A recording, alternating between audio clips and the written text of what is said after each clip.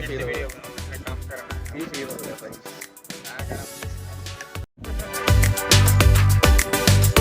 कैसा फील हो रहा है? मैं कहना जी चोरी जिंदगी इंज लग रहा है भी यूए च आई अज अच्छा मैं कहना 4 साल गुल करके आया यकीन मन जेड़ा जिंदगी च मजा लिया ना इत्थे आ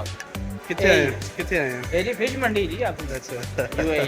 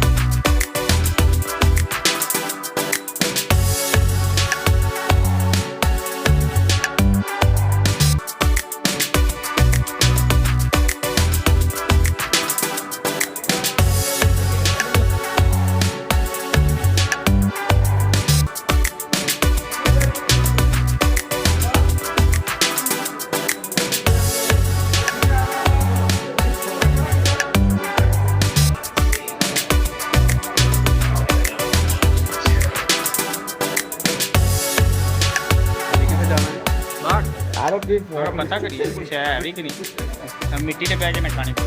चलो ओ माशाल्लाह माशाल्लाह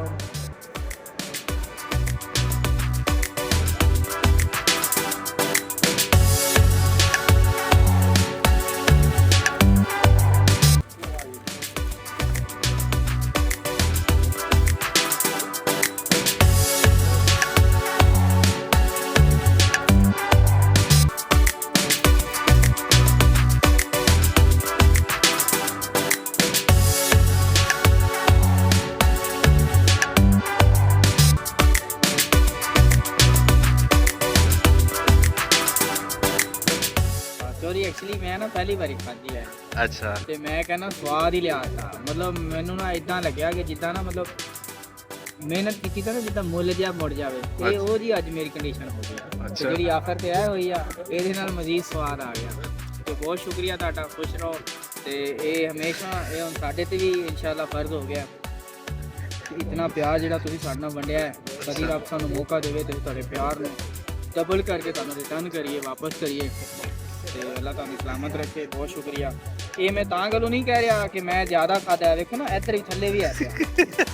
ਇਹ ਮੈਂ ਤਾਂ ਗੱਲੋਂ ਕਹਿ ਰਿਹਾ ਕਿ ਇਟ ਵਾਸ ਰੀਅਲੀ ਐਡਮਾਇਰੇਬਲ अच्छा अच्छा ਮੈਂ ਤਾਰੀਫ ਕੀਤੇ ਬਗੈਰ ਰਹਿ ਹੀ ਨਹੀਂ ਸਕਦਾ जज़ाक अल्लाह साहब जज़ाक अल्लाह